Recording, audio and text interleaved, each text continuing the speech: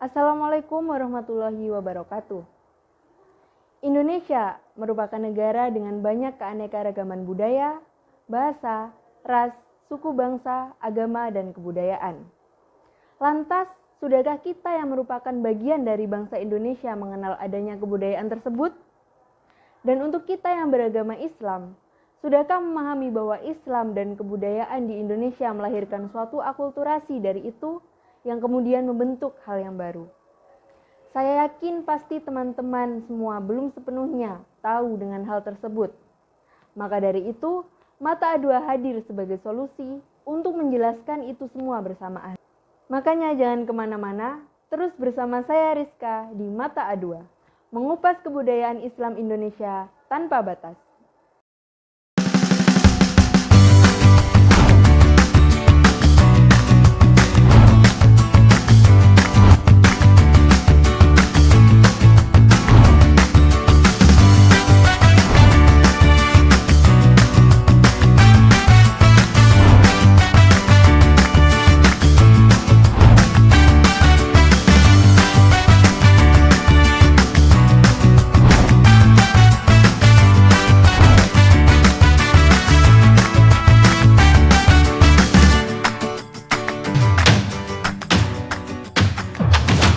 Baik, kali ini saya sudah ditemani oleh narasumber yang sepertinya sudah nggak sabar banget buat ditanya ini soal kebudayaan Islam Sunda. Nah, sebelumnya boleh dong perkenalan dulu sama penonton biar makin lebih kenal gitu. Siapa tahu bisa makin cinta. Bukan, maksudnya lebih akrab. Baik, terima kasih moderator untuk kesempatannya untuk saya memperkenalkan diri. Perkenalkan, nama saya Sefira Amelia Rinata Putri, saya biasa dipanggil Sefira. Saya merupakan salah satu narasumber pertama dalam kelompok 9 ini yang ditemani oleh dua rekan saya. Saya Salsabila Nuril Ula, biasa dipanggil Nuril sebagai narasumber kedua, dan sebelah saya. Dan saya Septantian Nurhanifa, biasa dipanggil Tanti, saya adalah narasumber ketiga. Halo Kak Sefira, Kak Nuril, dan Kak Tanti, saya ucapkan terima kasih banyak udah mau ngeluangin waktunya buat main di studio A2. Nah, kali ini kita akan membahas mengenai kebudayaan Islam di Sunda. Nah, menurut kakak-kakak ini, awal mula Islam masuk di Sunda ini bagaimana ya? Bisa dijelasin dong sekalian sama perkembangannya di sana. Baik, saya sebagai narasumber pertama yang akan menjelaskan mengenai bagaimana masuknya Islam di Tatar Sunda.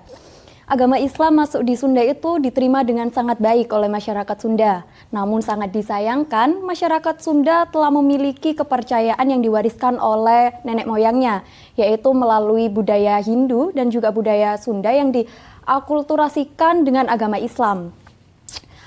Agama Islam ini masuk di budaya Sunda dibantu oleh tokoh Islam yang sangat luar biasa hebatnya, yaitu dengan Sunan Gunung Jati. Beliau memasuki Sunda dengan menyebarkan ajaran Islam itu melalui pondok pesantren. Jadi beliau ini mengajarkan para generasi muda di Tatar Sunda untuk bagaimana sih mengetahui ajaran Islam dengan baik dan benar. Dan melalui itu dia menggunakan, atau maksud saya membangun pondok pesantren yang cukup besar, yang dimana generasi Sunda ini diharuskan menetap pada pesantren itu. Dan dengan adanya perubahan-perubahan baru yang dibawa oleh Sunan Gunung Jati mengajarkan agama Islam pada generasi muda di Tatar Sunda, tentunya membawa banyak perubahan sekali. Yang pertama yaitu pada bidang politiknya yang ada di Tatar Sunda, dan juga sosial budaya, dan juga pada bidang hukumnya. Tidak hanya itu saja, Sunan Gunung Jati juga membawa perubahan ekonomi yang sangat baik di Tatar Sunda melalui ajaran Islam tersebut.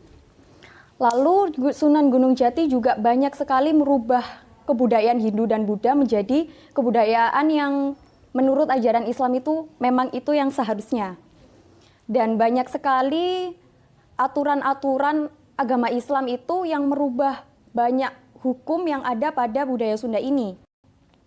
Daerah-daerah yang berhasil diislamkan oleh Sunan Gunung Jati itu ada banyak sekali. Namun akan saya sebutkan beberapa saja, yaitu ada daerah Cirebon, Sendangkasih, dan juga Kuningan. Mungkin penjelasan singkat saya melalui ajaran Islam masuk ke Sunda itu seperti itu ya. Terima kasih. Wah, seperti itu ya. Lalu untuk pakaian adat di daerah Sunda ini seperti apa ya, Kak?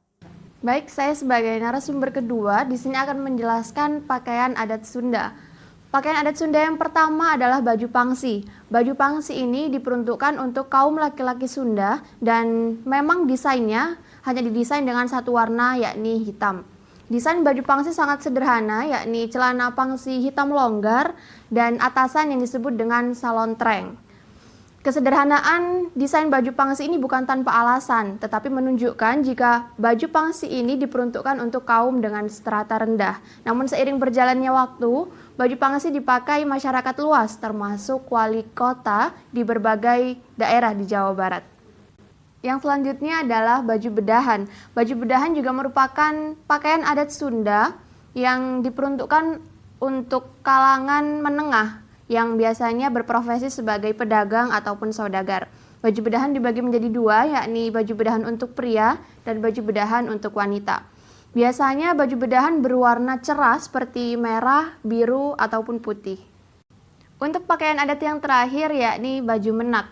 Jika baju bedahan diperuntukkan untuk kaum sosial menengah, maka baju menak ini lebih tinggi statusnya karena hanya diperuntukkan untuk kaum bangsawan.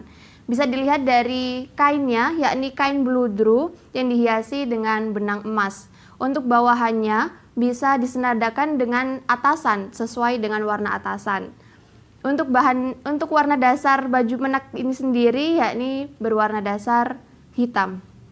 Oke Kak, lanjut soal adat istiadat yang ada di Sunda ini bagaimana ya Kak? Baik, untuk adat istiadat yang ada di Sunda, yang pertama ada upacara Reuneuh Mundingeun. Upacara ini diperuntukkan untuk perempuan yang hamil 9 bulan, tetapi belum juga melahirkan, bahkan ada juga yang sampai 12 bulan. Nah, perempuan ini disebut dengan Reuneuh Mundingeun, seperti munding atau kerbau yang bunting. Tujuan diadakannya upacara ini adalah agar perempuan yang hamil tua tersebut bisa segera melahirkan dan agar tidak ada sesuatu yang tidak diinginkan terjadi ke depannya. Untuk adat istiadat Sunda yang selanjutnya adalah upacara gusaran. Gusaran artinya meratakan gigi anak perempuan dengan alat khusus. Biasanya dilaksanakan ketika anak perempuan ini berumur 7 tahun dengan harapan giginya bisa terlihat lebih rapi dan juga pastinya terlihat lebih cantik. Oke, nah sekarang kita masuk ke bagian analisis corak budaya Islam Sunda. Kalau kita mengacu pada teori manifestasi kebudayaan yang merupakan karya dari Geert Hofstede. Nah menurut narasumber nih, simbol dari corak budaya Islam Sunda ini gimana ya? Bisa dong dijelasin? Jadi simbol ini terbagi menjadi beberapa bagian ya. Ada pakaian adat, ada bahasa, ada rumah adat, dan lain sebagainya. Untuk penjelasan dari baju adat sendiri sudah dijelaskan oleh narasumber kita yang kedua, yaitu ada beberapa baju yang sesuai dengan status sosialnya.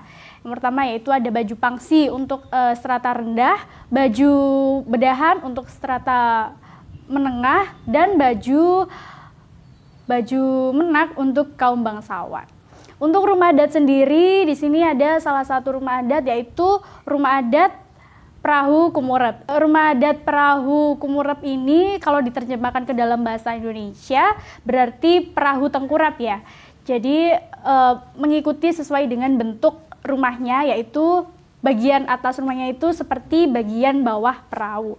Kemudian ada juga rumah adat Jolopong. Jadi rumah adat Jolopong ini sudah populer ya di daerah Jawa Barat, sudah banyak digunakan karena desainnya yang simpel. Nah setelah diketahui simbol dari corak budaya tersebut, lantas siapa tokoh yang ada di baliknya atau tokoh yang bersangkutan nih Kak? Jadi Islam di Tatar Sunda ini disebarkan oleh Sunan Gunung Jati yang merupakan pendiri Kesultanan Cirebon dan juga salah satu dari Wali Songo.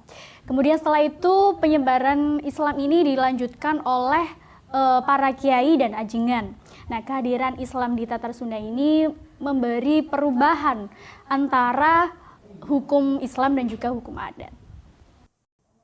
Wah pasti teman-teman di rumah ada yang baru dengar ya tokoh yang disebutin sama Kak Tanti tadi. Nah sekarang kita lanjut ke bagian ritual atau acara keagamaan yang ada di Sunda nih Kak. Jadi apa aja nih acara keagamaan atau ritual yang ada di sana? Ritual keagamaan yang ada di Sunda ini banyak banget ya, tapi salah satunya ada yang namanya ritual cucurak. Jadi ritual cucurak ini adalah ritual makan bersama dan saling tukar-menukar makanan kepada satu sama lain. Jadi cucurak sendiri berasal dari kata curak-curak yang berarti kesenangan atau suka-suka. Nah, biasanya ritual cucurak ini dilaksanakan saat menjelang Ramadan, gitu. Oke, ini yang terakhir. Nilai yang terdapat di balik simbol dan ritual keagamaan yang ada di Sunda. Itu kira-kira seperti apa ya, Kak? Ingat ritual yang tadi, ritual cucurak itu, jadi nilai yang terkandung dalam ritual cucurak itu adalah sebagai wujud tanda syukur kita atas rezeki yang telah diberikan Tuhan kepada kita, gitu. Wah, jadi nilai yang terkandung di balik simbol dan ritual keagamaan yang ada di Sunda ini bisa menjadikan pembelajaran untuk kita semua ya, Kak. Dan ada pesan moral juga yang terkandung di baliknya. Nah, gimana nih teman-teman di rumah, pasti sudah tahu kan mengenai Islam budaya lokal di Sunda yang udah dikupas tuntas oleh Kak Sefira, Kak Nuril, dan Kak Tanti tadi. Dan saya ucapkan terima kasih banyak kepada Kak Sefira, Kak Nuril, dan Kak Tanti atas kebersediaan waktunya untuk berkunjung di studio kita. Terima kasih kembali. Nah, di episode berikutnya kita bahas soal apa ya teman-teman? Penasaran? Terus pantengin kita di Mata A2. Mengupas kebudayaan Islam Indonesia tanpa batas. Wassalamualaikum warahmatullahi wabarakatuh.